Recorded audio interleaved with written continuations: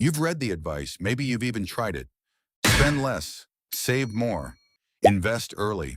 And honestly, you probably agree with all of it. So why isn't it working? You set a budget on Sunday night. By Wednesday, you've already broken it. You tell yourself you'll start investing next month. Next month becomes next year. You watch someone explain compound interest, and it makes perfect sense. But your bank account looks exactly the same as it did 6 months ago. Here's what nobody tells you. The problem isn't your plan. The problem isn't your income. And it's definitely not your intelligence. The problem is your environment. And once you see how it's been shaping every financial decision you've made, you can't unsee it. Let's start with what is actually happening to most salaried people financially. Not in theory, in real life. There are four traps that show up again and again across every income level, every country, every generation. And the frustrating thing is most people know about them. They just can't seem to avoid them. And I want to be clear about something before we go through these. Knowing these traps is not enough. We will get to why in a few minutes. But first, let's name them. Trap number one, buying liabilities instead of assets. Robert Kiyosaki put it simply in Rich Dad, Poor Dad. An asset puts money in your pocket. A liability takes money out. The rich spend their money acquiring things that generate more money. Everyone else spends their money on things that cost them more money every single month. Think about the average salaried person's big purchases over a decade. A car on finance, a phone upgrade every 2 years, a bigger apartment because the old one felt small once the salary went up. None of these are wrong choices on their own. But when every major financial decision goes toward liabilities and nothing goes toward assets, you end up with a higher lifestyle and the same net worth you had 10 years ago. The rich are not smarter. They just learned early to ask one question before spending. Does this put money in my pocket or take it out?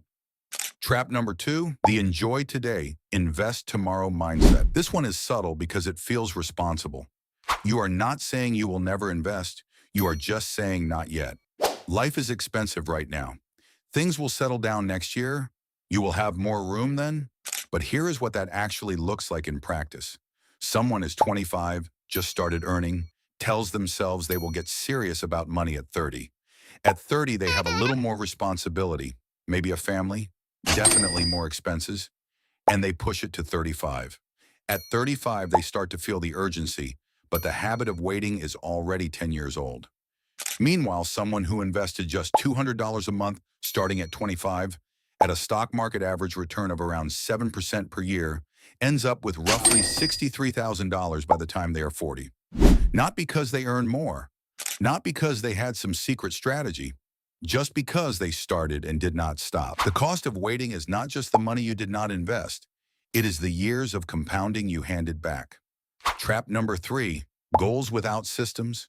Most people have financial goals. Very few have a system to reach them. A goal is saying, I want to save $500 a month. A system is an automatic transfer that moves $500 out of your account the same day your salary lands, before you have touched it, before you have seen it, before your brain has had a chance to find a reason to spend it. Without the system, what happens? You get paid. Rent goes out. A few things come up. You tell yourself you will save whatever is left at the end of the month. And at the end of the month, there is nothing left because money without a destination always finds somewhere to go. Trap number four, no financial education. Not in the complicated textbook sense, just the basics. The difference between an asset and a liability. How inflation quietly eats your savings every year. Why leaving your money in a savings account while inflation outpaces your interest rate means you are actually getting poorer without spending a single cent. Most people were never taught any of this. School spent years teaching things most people will never use, and zero time on how money actually works. Their parents did not know it either, not because they were irresponsible, but because nobody taught them either. So the same patterns get passed down generation to generation, not out of laziness, but out of a genuine gap in knowledge. And here is where it gets interesting, because knowing about these traps does not seem to stop people from falling into them. You can understand every single one of these four traps right now and still find yourself in the same position 5 years from now. So the real question is not what the traps are. The real question is why, even when people know better, they still cannot seem to escape them. That is what we are getting into next. So here is the question that nobody in personal finance seems to want to answer. If information was enough, everyone who has ever read a finance book would be wealthy. But that is not what happens. People read the books. They understand the concepts, and then they go right back to the same patterns. Why? The standard answer is discipline. You just need more willpower, more motivation. And look, discipline matters. But if it were purely a discipline problem, the most disciplined people would always be the wealthiest. And that is not what we see. There is something deeper going on. Think about the last time you genuinely felt fine about your financial situation. Really think about it. Now think about what changed that feeling. Was it your bank balance, or was it something you saw? A colleague mentioned they just bought a new car. A friend posted photos from a holiday you could not afford. Someone in your circle upgraded their apartment. And suddenly, without anything in your own life actually changing, you felt behind. That feeling has a name. Psychologists call it social comparison. And it has been studied since the 1950s when psychologist Leon Festinger first identified that human beings have a built-in tendency to evaluate their own situation by comparing it to the people around them. This was useful for our ancestors.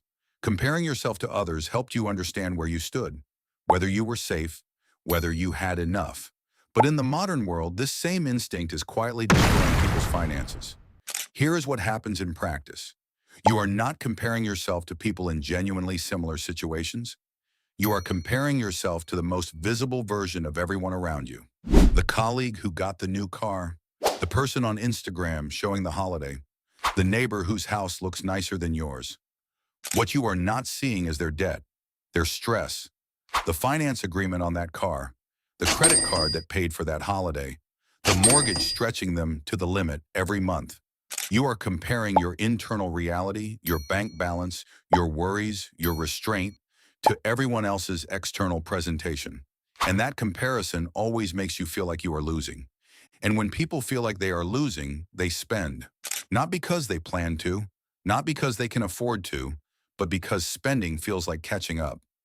A 2018 study by the Philadelphia Federal Reserve found that in neighborhoods where lottery winners lived, the neighbors, people who had won nothing, started spending significantly more. They took on more debt. They made riskier financial decisions. Some of them eventually went bankrupt, not because their income changed, but because what they saw around them changed. That is how powerful this force is. It does not need to touch your bank account to affect your financial decisions. It just needs to affect what you see. And here is the part nobody talks about. This is not a personal failing. It is not weakness. It is a completely normal human response to the environment you are in. The problem is not you. The problem is the environment itself. And in 2026, that environment has never been more aggressive. So if the environment is the problem, what do you actually do about it? You cannot delete society. You cannot unsee what your colleagues are buying. You cannot opt out of the world. But here is what wealthy people figured out. Most of them not through some book or seminar, but through trial and error. You do not fight the environment. You design around it. 3 shifts. That is all this comes down to. Shift 1. Automate before the environment gets involved. Wealthy people make financial decisions in advance before external pressure can influence them. That automatic transfer that moves money out of your account before you see it is not just a savings trick, it is an environment hack. Because money you never see does not trigger the same spending impulses. You cannot feel pressure to spend money that feels like it was never there. The people who consistently build wealth are not resisting the urge to spend every month. They have set up their finances so that the right things happen automatically, and what is left over is what they live on. Willpower is not part of the equation because they have removed the need for it. Shift 2. Change what you measure yourself against. Instead of comparing your lifestyle to your peers, measure your current financial position against your own past. Am I better off than I was a year ago? Are my assets growing? Is my debt going down? That shift in reference point changes everything. Because when you stop measuring yourself against what other people are buying and start measuring yourself against where you personally are going, the noise stops mattering. You stop caring that your colleague got a new car because you are tracking something your colleague cannot see.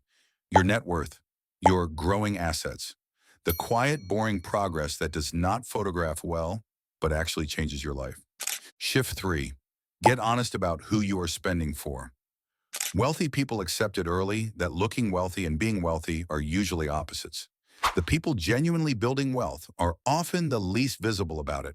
Not the flashiest car, not the most exotic holiday, not the most expensive watch. Because every pound, every dollar, every rupee spent on looking wealthy is a pound, a dollar, a rupee that is not working for you. This is not about being miserable. It is about being intentional. The honest question to ask before any significant purchase is simple.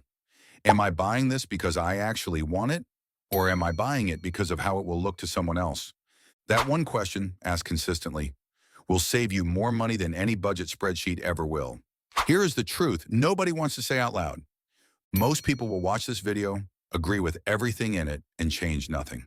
Not because they are lazy, not because they do not care, but because they will step outside, open Instagram, see what someone else is doing, and the program starts running again. That is just the reality of how powerful this environment is. But some people watching this will do something different. They will pick one thing from what we covered today and actually act on it. Set up that automatic transfer. Unfollow the accounts that make them feel behind. Start asking the honest question before they spend. Just one thing this week. Because the gap between people who build wealth and people who do not is rarely about intelligence or income. It is almost always about who decided to stop letting the environment make their financial decisions for them. You now know what most people around you do not. What you do with that is up to you. If this gave you something to think about, subscribe.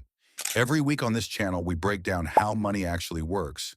Without the hype, without the get-rich-quick nonsense. Just honest information that gives you a real shot at getting ahead. And if you know someone who needs to hear this, send it to them. Sometimes the most valuable thing you can do for someone is hand them the thing nobody ever handed you. I will see you in the next one.